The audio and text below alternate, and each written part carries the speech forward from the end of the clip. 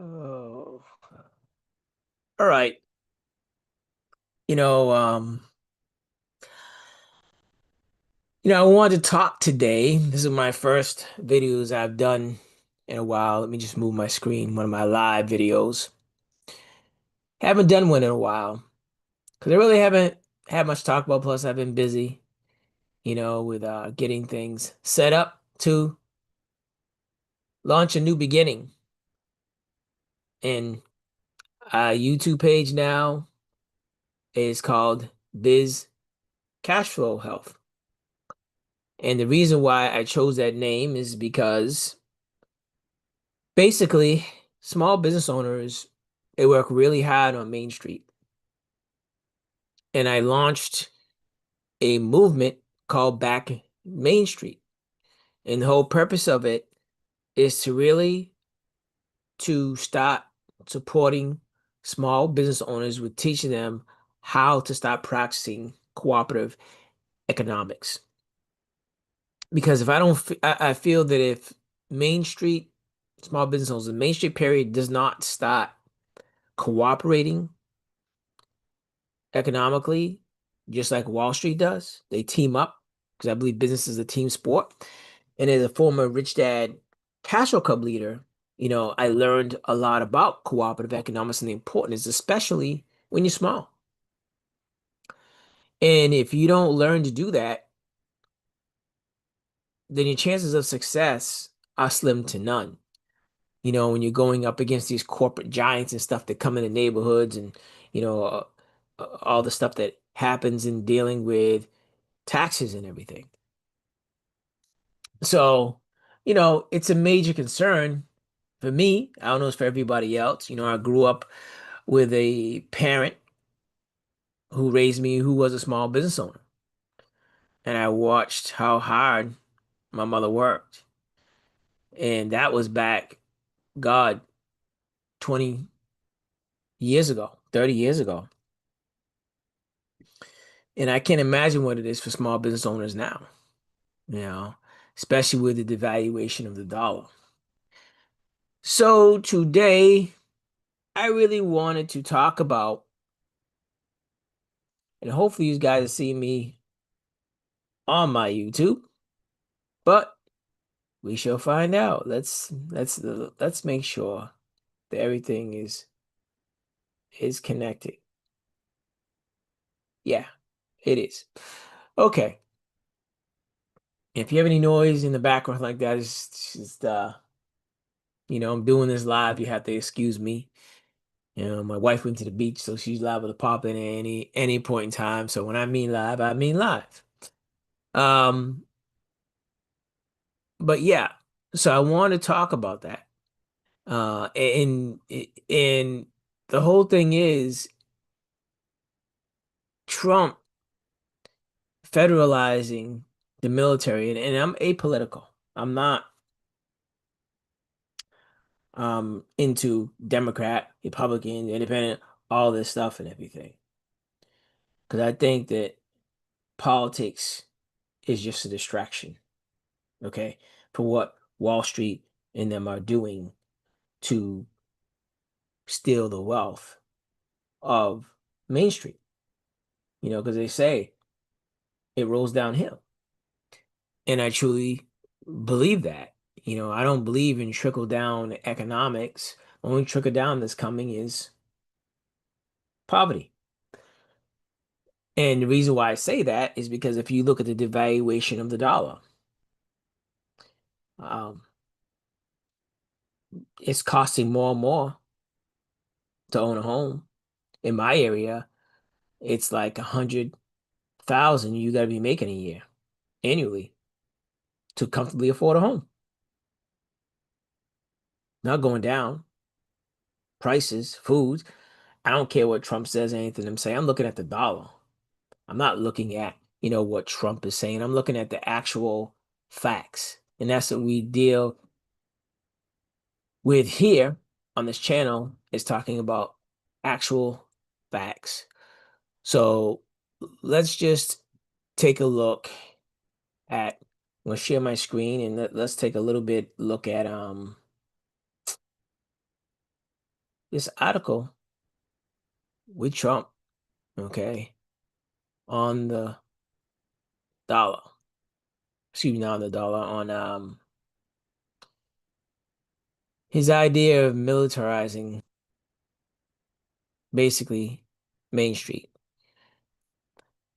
It says President Donald Trump on Monday placed the Washington, D.C. Police Department under federal control and deployed 800 National Guard troops in the capital city to address what he claimed was out of control crime there.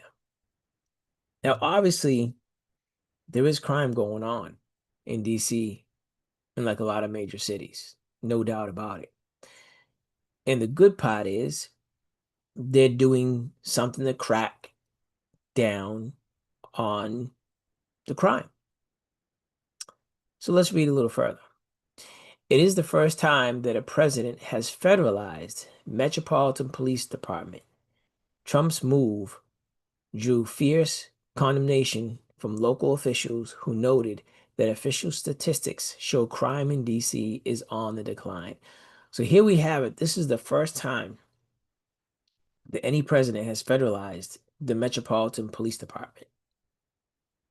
First time in history.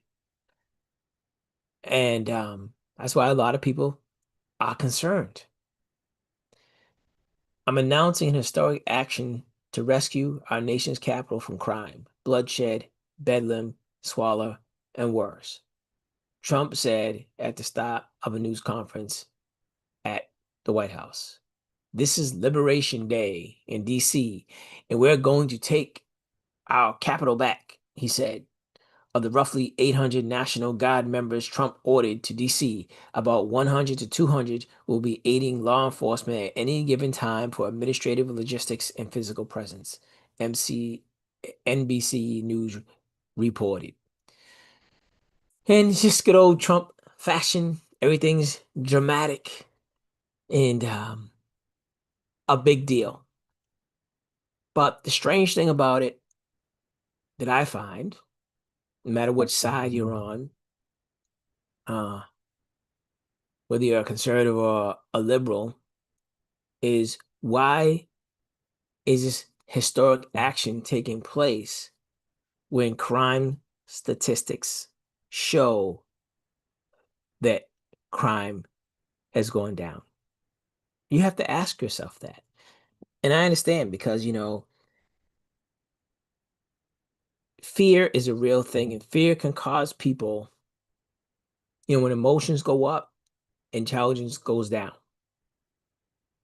So when emotions go up, intelligence goes down, and this is where, you see Trump using all this hype, to sell the idea. This is the reason why I'm doing because I'm taking the streets back. I feel like it's out of a Batman movie or something. I don't know. It's just crazy, and it just gets people worked up. But this is not about him necessarily militarizing DC. I think there may be a deeper story here that a lot of people are not looking at right now. Because, like I said, I don't think most anyone will argue that crime is not good for business in the United States. And unfortunately, I know as a native Black American that in the inner city, unfortunately, there's a lot of minorities, especially Blacks, who've been trapped in poverty. And a lot of us have died as a result, and young, especially young Black men. But here's the problem that I have. Where was all this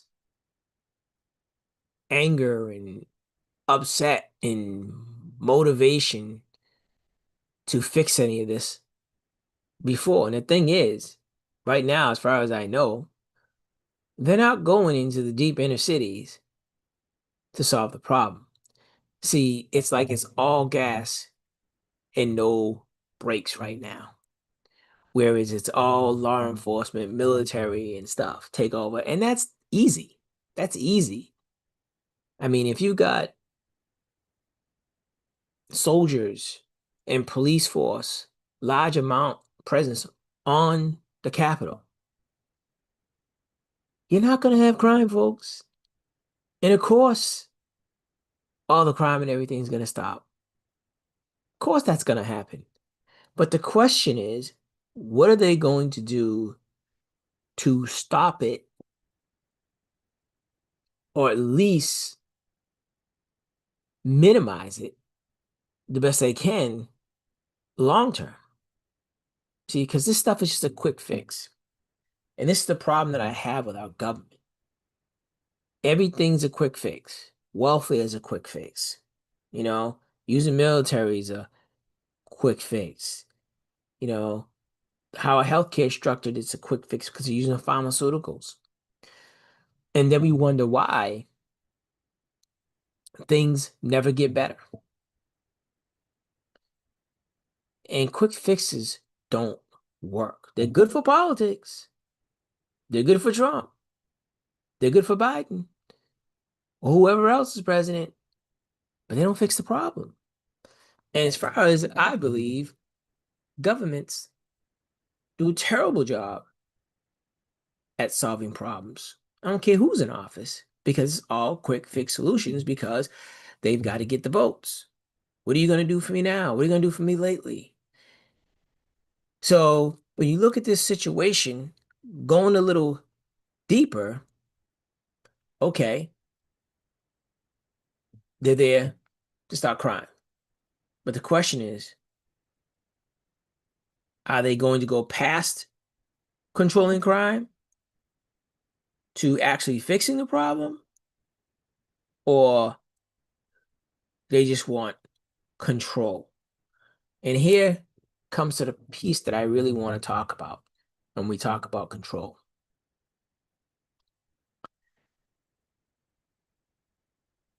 And when it relates to Main Street. If you think about it, Main Street is taking a huge hit right now, especially with the tariffs. Okay. And then we've got the big, beautiful bill coming up. And as it looks right now, and obviously there's no big evidence right now as to who's going to be paying for these tariffs, even though I suspect that Main Street's going to be paying for it.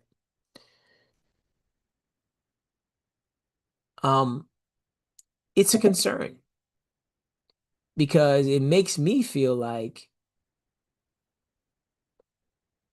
okay, he's doing this unprecedented move with the military to turn the military on civilians.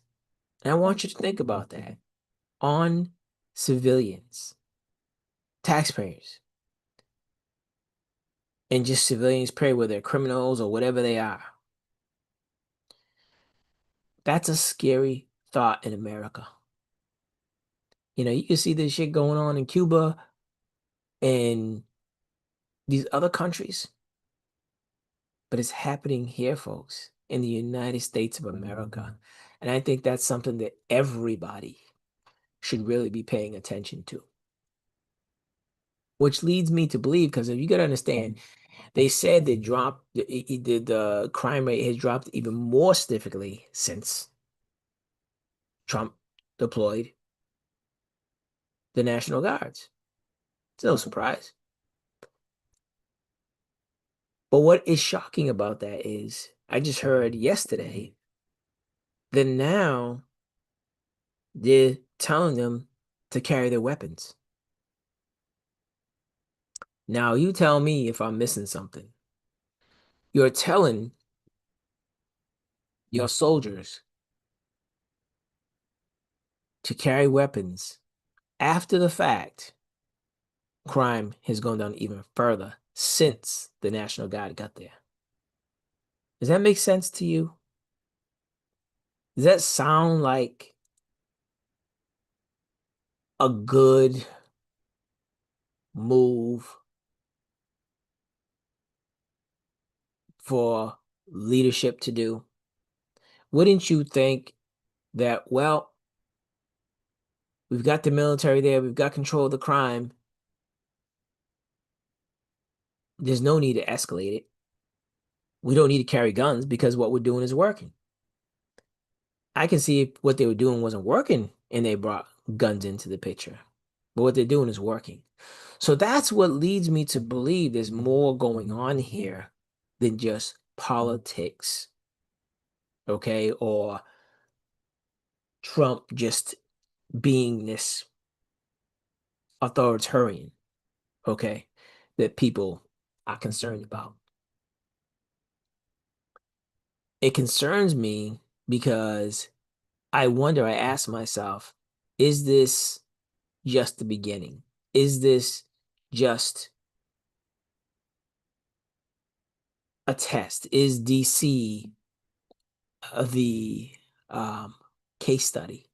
Is how well it goes, how well the public accepts it. And I know the public, they say they polls, the public in DC, 80% of them want safety, but they don't want it like this. You can see why. I mean, think about it. You go there and you got checkpoints and stuff, and you got military and stuff. Like it's not it's disconcerting when you're a civilian. I don't care who you are. You know, some people say, "Oh, I feel safe. You don't bother me and everything." What? It's just all fear based. You know, this is a country of freedom. You know, this is what makes us great and has made us different. Now all of a sudden, it's like you've got this uh military presence on public streets. And I understand it's the capital because that gives them, and Trump has the right to do this, no doubt. But now he's mentioned the possibility of doing it all over the country, where he doesn't have the right to, unless he declared a national emergency. That's the key, a national emergency. And here's the deal with that. Here's the point of this whole video when it comes to how does this military action relate to Main Street? Well, if what you're hearing so far, how unpopular the big beautiful bill is, and how it's giving all this financial leverage to Wall Street over Main Street. And let me just dispel this myth for a lot of people to think, well, he's giving tax breaks to us on Main Street. And once again, it's hard to separate Trump from this because he's the one that's making this happen. So I don't want you to think this is about Trump because it's not. He's just a distraction to me, even though he's at the head of this. But I don't think he's the one that's really pulling the strings. I don't believe that at all. I just think he's enjoying his good time. He's an 80-year-old man, and now he's going to make his dreams come true. Okay? And for his followers, which I do believe are a lot of white nationalists and white supremacists who are okay with other cultures as long as they get to run the show. And that's a problem in America. And it's become more of a problem. So when people say, oh, it's race, don't like black people, don't like, Latinos and all stuff, that has nothing to do with nothing for the most part. What they do now, who gives a crap? The bottom line is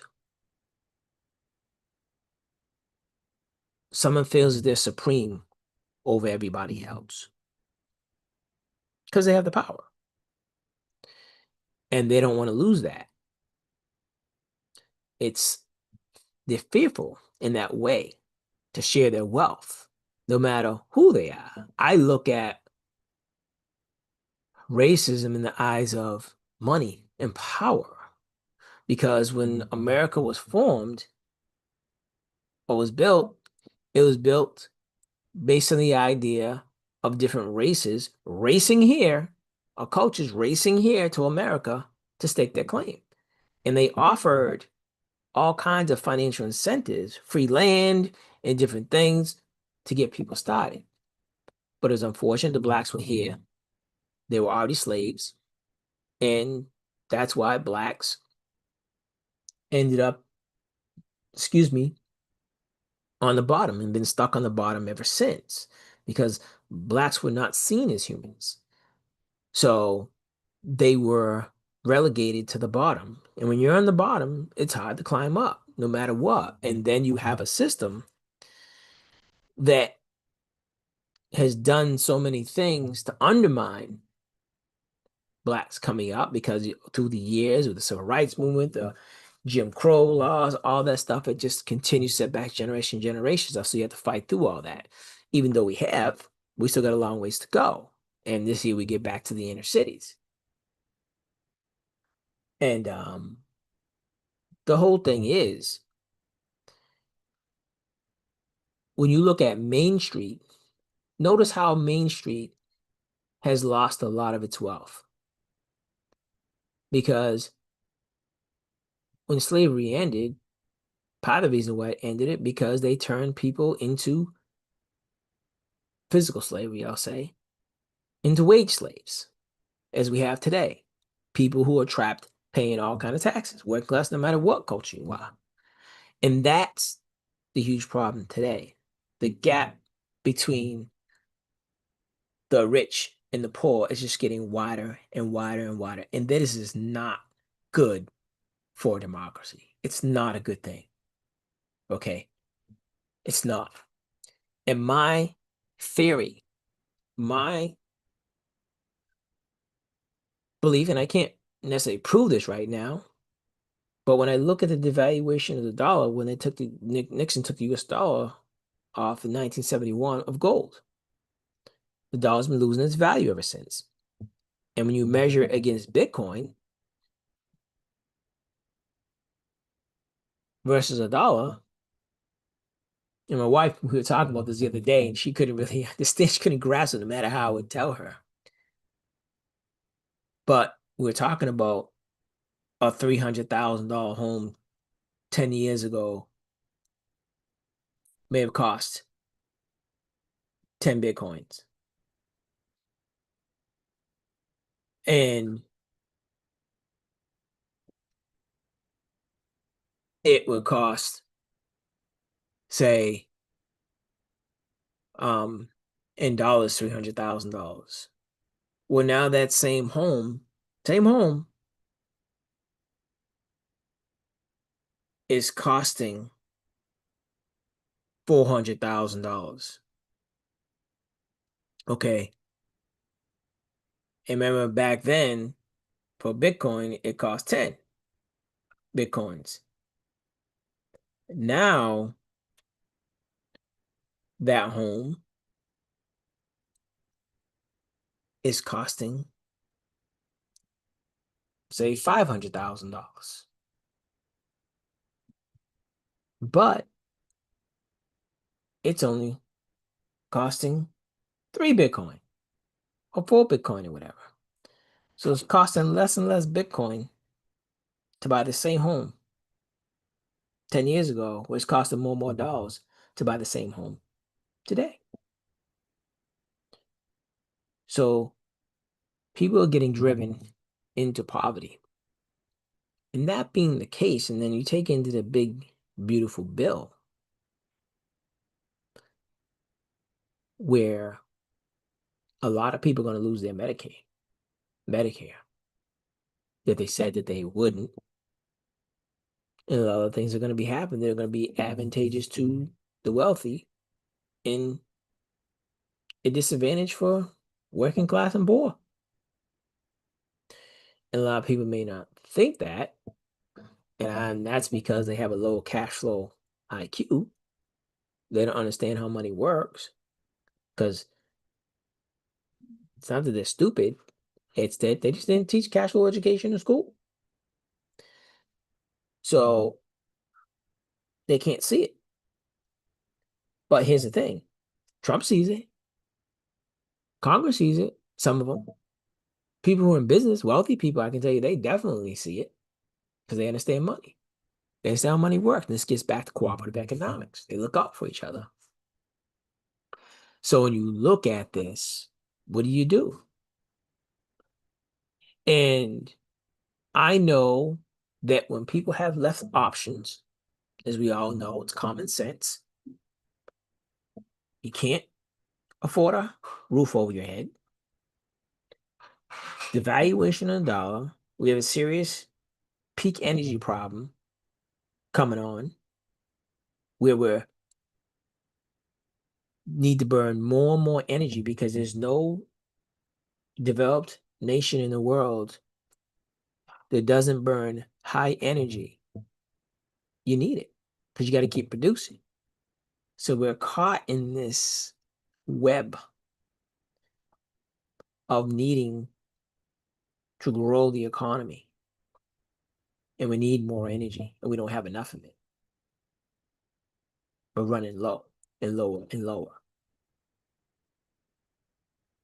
It foretells what the future is going to look like. And what I can see is that the middle class is getting wiped out. Main Street's getting wiped out. Why? Because the wealthy need to keep raising the cost of everything. Food, education, housing, all of it. Why? Because they need to keep making money. Because the dollar's devaluing for them. So if they don't do this, they're going to lose. So the answer is you got to sacrifice. And I believe that Main Street is getting sacrificed now for the wealthy. Time will tell. I could be totally wrong what I'm saying. But I believe that that's what's happening. And that being the case, let's just say in theory that they believe land here. They know this. So what would you do? What would you do if you knew decisions you were going to make was going to screw the lower classes if you're wealthy? You would do everything that you could to make sure that you and your family were safe and protected. Would you not? Show you. If you thought like that, me, I would be thinking, what can I do to spread more and more wealth, like Bitcoin is designed to do? But for them, it's not about that. It's about protecting what they have because they're already there. It's like a lot of these banks, they have tons of mortgages, assets on their balance sheets. And when you look at Bitcoin, comparing it to Bitcoin drives prices down. That means the mortgages, the houses they have on their balance sheet are not worth what they put the loans out on for. That's big trouble for them. And I think they know this stuff. I think they do. So they're scrambling to do whatever they can to save themselves. If that means people have sacrificed, that means homelessness has to go up, that means crimes has to go up, that's the way it's going to be because we're not losing. So I suspect there's a possibility that what they're doing in DC is a practice run for what they want to model doing throughout the country because they have concerns that there will be civil unrest when people find out the dollar is dying. And how can I be confident about that? Well, look at a place like El Salvador that went into civil unrest because I don't know what the name of their currency was, basically died out. In other countries, what's the other one? Not Rwanda. I can't remember it. But poor countries, this stuff happens all the time, and you wouldn't want to be there. So America is going to reach its breaking point. It's just has a little more steam left in it, so they can cover it up. We still got the banks, all this stuff. We're the most powerful nation in the world. But also, that's causing a lot of people to fall asleep at the wheel and be overconfident about the strength of America because we got the biggest military, one of the biggest militaries in the world, right? So just imagine if more and more people are driven into poverty. You gonna be happy about that? Could be you. Am I gonna be happy about that? Nope. And what do you think we're gonna be doing? We're gonna rebel. Protests, um, all kinds of stuff. More crime. It'll create more and more chaos. So I can't imagine that that's not a concern for them. I get a sneeze. Hold on 1 second. Excuse me. Thank you. And if it was me, I'd be thinking about that.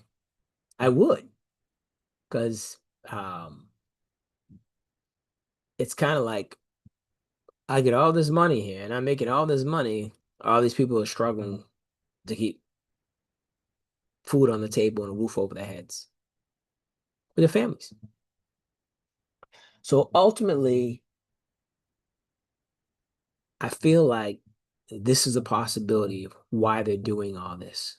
And it's not just because Trump is being a pain in the ass or, he's going crazy or he's hates people and all this stuff and everything. I think they see the writing on the wall, folks. I think they do. It's a possibility that they know what's coming. And they've got all the intel and the data and all that to see all this stuff. See? But we do too if we really want to take a look at it, because guess what we have? We have AI, ChatGPT, right? So if you went and researched on ChatGPT, and matter of fact, let's have some fun, okay? And go to ChatGPT, right? And let's look at what ChatGPT would say what happens. Oh, better writing. Oh, again, let's see. I don't think it's gonna let me log in. Maybe it will. Um, I will just do it this way for now.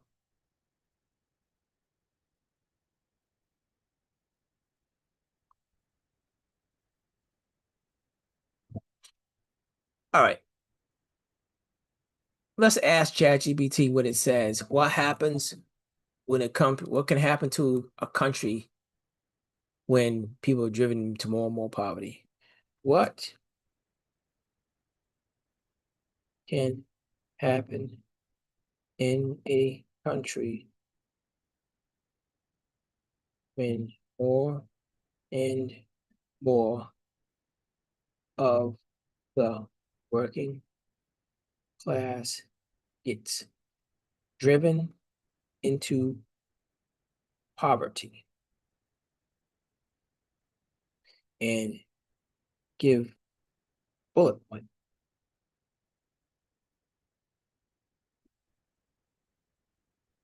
to describe. Let's see what it says. I haven't done this yet, so I'm curious. All right. It says, what typically happens when more and more of the working class gets pushed into poverty, broken down into bullet points. The middle class shrinks as people slip downward, creating a wider gap between the wealthy and the elite and poor. Families rely more on credit cards, loans, payday lenders just to cover basic needs, which traps them in a cycles of debt. Already happening. Weaken consumer spending. Since the working class drives most demand in the economy, reduced purchasing power leads to slower business growth and fewer job opportunities. Here we go. Social unrest and instability. Poverty fuels frustration, protests, strikes, sometimes violent uprisings, and people lose faith in their fair opportunity. Political polarizing. Extremist movements gain traction on both ends of the spectrum as struggling citizens demand radical change. Higher crime rates, economic desperation, increased theft, fraud, other survival-driven crimes, straining police and judicial system. Public health decline, poor nutrition, lack of access to health care, and high stress lead to short lifespans and more chronic illness in the population. Already happening. Education decline. Families can't afford quality education, causing skill gaps that reduce the next generation's earning potential. Weakened social fabric, community cohesion deteriorates, a stress, resentment, inequality replace trust and cooperation, risk of authoritarianism. This is what some people are accusing Trump of. People may support strong man leaders or quick fix policies. Yeah, quick fix, there's the word. Out of desperation, weakening democracy and civil liberties. Generational poverty. Children born into struggling households have fewer opportunities to escape, perpetuating cycle. So there you have it. ChatGPT is telling you this. So it needs to at least be a concern for us living on Main Street. Because you see, most of the stuff is happening, folks. It may not have hit you yet, because you may be in the higher end of the economic scale. But I promise you, like, the reason why I know this so well is because I grew up in a middle class family. My mother was a small business owner. So it afforded us, because she did well with it, to have a better life than most of my Black friends that I knew and grew up with. So I was in a unique position. I got to see both sides of it. I've got to see the higher income side of things. And I also got to see the lower end of it, the worst of it, from a lot of the friends that I have with lower income, who most of them happen to be Black. So I'm very familiar with this stuff. And I'm just telling you, it ain't looking good, because all these, I call them symptoms, are signs of trouble. And if I can easily figure this out, you think they're not thinking about this stuff? You think they're not preparing for this stuff? So that's why I'm concerned about this military action that's taking place in DC, and it being presented as we're taking back the city and protecting it from crime. Because think about it. If things really went bad for you, who are you going to blame first? You're going to blame politicians, right? White House, your federal government. They're the number one target, right? Because they're the ones that made a decision to make the social economic policies they decided to make. Still going to get the blame. And the big, beautiful bill is already underwater, big time. Both sides of the aisle. So don't be surprised if this is why they decided to launch this military action in DC first, because that would be the epicenter of it all, if it was to happen, and then spread out through other parts of the country. So that's where I'm going to leave this today. But I wanted to share this with you to give you something to think about. And if you're a small business owner who wants to get prepared themselves, because I believe that being proactive about your financial future is important. And I know a lot of small business owners are busy working in their business as operators instead of just actually just being owners. I'm going to suggest, if you want to really get a measurement of your cash flow health of your business, you can go to Biz Cash Flow Score. It's a free evaluation tool that will help you, and I'll show it to you. You can go here and you can ask about 20. You're going to get asked about 20 questions, yes or no questions, very simple, nothing sensitive information like that. And it will gather what it feels that how strength of your cash flow is with your business position that you're in. And it was all put together using the knowledge of people like Robert Kiyosaki, Michael Gerber, who wrote The E-Myth, Warren Buffett, of course, Benjamin Graham, Jim Collins, Napoleon Hill, and another gentleman, Dr. Joe Wallach, because one of the areas that we focus on is people's health, because what good is your money if you don't have your health? So we ask these questions and it spits something out for you. Okay, you score to get you a baseline. All you gotta do is click the button and answer the questions. Very simple. So until the next time, um, you have a good day. And let me just stop my screen share. I want to thank you for taking the time today, spend a little time with me, and I will talk to you again soon.